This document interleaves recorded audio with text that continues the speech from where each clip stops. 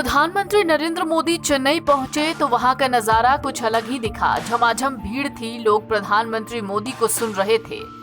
एक कार्यक्रम के दौरान जब पीएम आवास योजना के लाभार्थियों को घरों की चाबी सौंपी जा रही थी तो प्रधानमंत्री नरेंद्र मोदी ने तमिलनाडु के सीएम एमके स्टालिन को भी आगे बुलाया और उनसे चाबी में हाथ लगाने को कहा।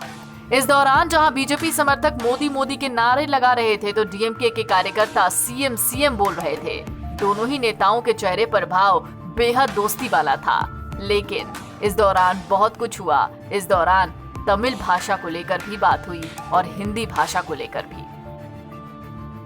कार्यक्रम के दौरान सीएम स्टालिन ने पीएम मोदी की मौजूदगी में कहा कि तमिल भाषा को भी हिंदी के बराबर दर्जा दिया जाना चाहिए। एमके स्टालिन ने क्या कहा, जानिए। हम दोस्ती का हाथ बढ़ाएंगे लेकिन अपने अधिकारों के लिए आवाज भी उठाएंगे। हमारी भाषा तमिल को भी हिंदी की तरह समान अधिकार मिले, औपचारिक भाषा की मान्यता मिले।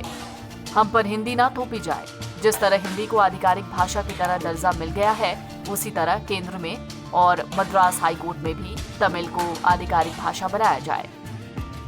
एमके स्टालिन के इस मांग पर प्रधानमंत्री नरेंद्र मोदी ने भी जवाब दिया। प्रधानमंत्री मोदी ने कहा, तमिल शाश्वत और सनातन भाषा है। आज तमिल भाषा सिर्फ तमिलनाडु तक सीमित नहीं है बल्कि ये ग्लोबल है। चाहे वो तमिल भाषा हो या तमिल संस्कृति बेमिसाल है। चेन्नई से कनाडा तक, मदुरई से मलेशिया तक, नामक्कल से न्यूयॉर्क तक और सलेम से साउथ अफ्रीका तक पोंगल और पुथाडू त्योहार का जश्न एक साथ मनाया जाता है। तमिलनाडु के लोग, संस्कृति और यहाँ की भाषा बेमिसाल है। हर क्षेत्र में तमिलनाडु बेहतर काम कर रहा है।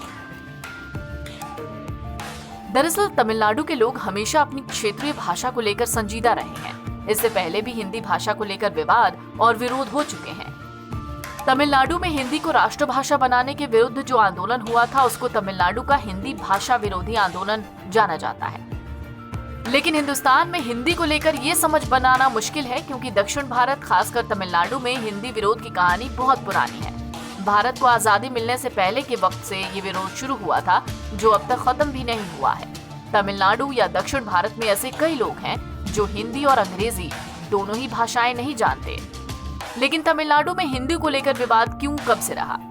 दरअसल मद्रास प्रेसिडेंसी में 1937 में स्थानीय कांग्रेस सरकार ने स्कूलों में जब हिंदी शिक्षा अनिवार्य कर दी तब से हिंदी विरोध का सिलसिला शुरू हो गया।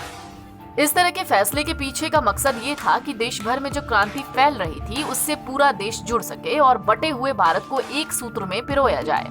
लेकिन पेरियार जैसे कई नेताओं और लोगों ने इसे मातृभाषा पर हमले की तरह देखा। तमिल भाषा के समृद्ध इतिहास, परंपराओं और साहित्य पर गर्व करने वाले तमिलों ने हिंदी को थोपा जाना समझा और अपने गौरव पर हमला समझा। यहाँ से हिंदी विरोध का संघर्ष शुरू हुआ जो तब 1940 तक लगातार चलता रहा और अब भी गाहे बगाहे सामने आ ही जाता है। एनबीटी ऑनलाइन की रिपोर्ट।